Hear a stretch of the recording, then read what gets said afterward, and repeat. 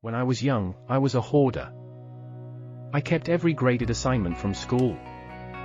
Every toy and every box it came in. Every toothbrush, every sock with the heel worn through. My wardrobe, bedroom cupboards, under my bed, everywhere was full. I've always been very sentimental. I care about things. Some things serve as portals to pleasant memories, some things I anthropomorphize into loyal friends worthy of dignified retirement. At some point I realized that it was getting stupid. There was so much rubbish and I would never look at it or think about it. It just sat there taking up space and I couldn't organize anything that I did actually care about. I want to say it was in my early teens, maybe 13 or 14, that I decided to clean my room. I took those mountains of spelling tests and science dioramas and socks with holes in them and I put them in the bin.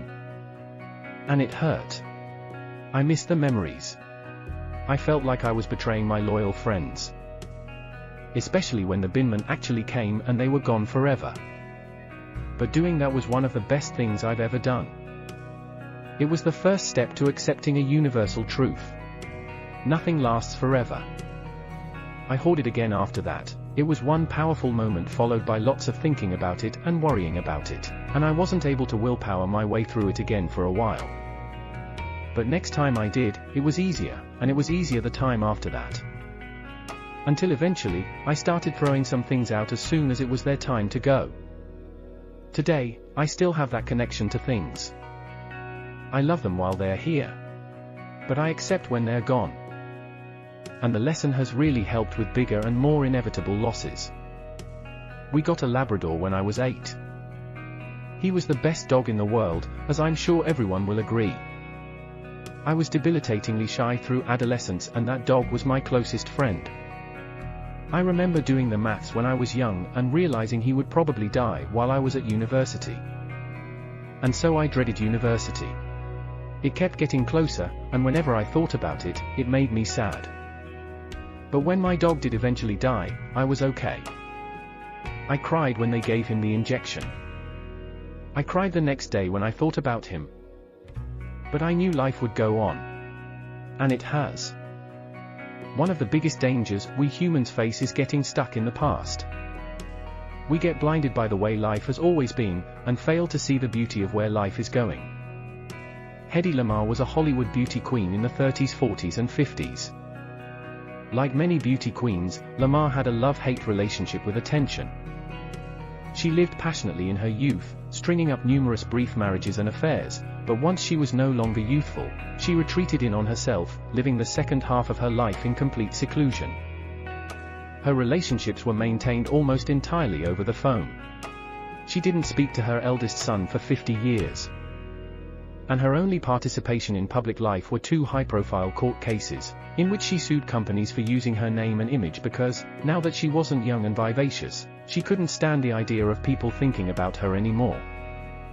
Old age, believe me, is a good and pleasant thing. It is true you are gently shouldered off the stage, but then you are given such a comfortable front row seat as a spectator.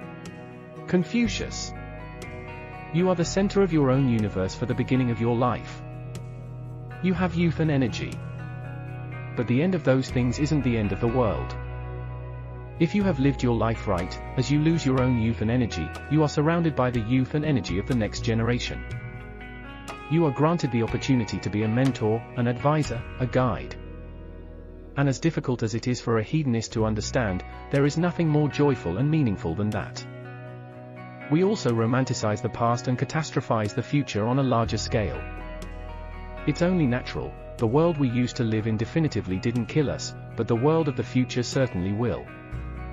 Thomas Malthus believed that the world's population of 1 billion in 1800 was more than the planet could possibly sustain. The stratospheric growth of the number of people on Earth terrified him. Never in the history of the planet had the population increased so much so fast. It was unprecedented. And he was absolutely right, the world he lived in couldn't sustain 1 billion people. So why didn't the world end? Humans got better at producing food. Humans got better at building shelter. Humans got better at curing disease. And 7 billion more people later, most people on Earth are better off than Malthus himself. Ned Ludd believed that factories would leave craftsmen and artisans homeless and unable to provide for their families. He was a weaver, like his father before him, and his father before him, and he had to watch factories emerge that could weave better and faster and more easily than he could.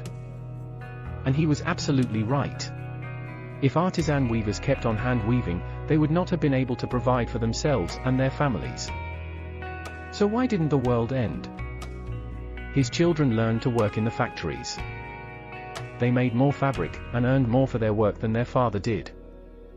And their children earned even more, all the way through the generations to today, where we only work 40 hours a week and have cars and phones and the cure for tuberculosis. The world today changes faster than it ever has before. And it forces us to change faster than humans were ever meant to.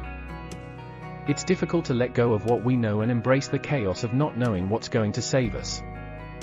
But as long as humans are out there looking at the problems, humans will keep finding the solutions. Climate change is not going to be the end of the world. Overpopulation is not going to be the end of the world. Automation is not going to be the end of the world. Unless we continue to teach our children that the only thing to do is cry about our problems like Malthus and Ludd. The world as we know it is coming to an end all the time in all sorts of different ways. The world with my dog ended in 2016. Before too long, my world as a vivacious youth will end. And each of us is only given two choices. We can allow ourselves to be dragged down with the world that's ending. Or we can do whatever we can, to make the world that replaces it, even better. Thank you for spending some time with a man with no shoes. Please like and subscribe if you got anything out of it, leave a comment if you have any thoughts worth sharing, and join me next week to learn how to make the world a better place.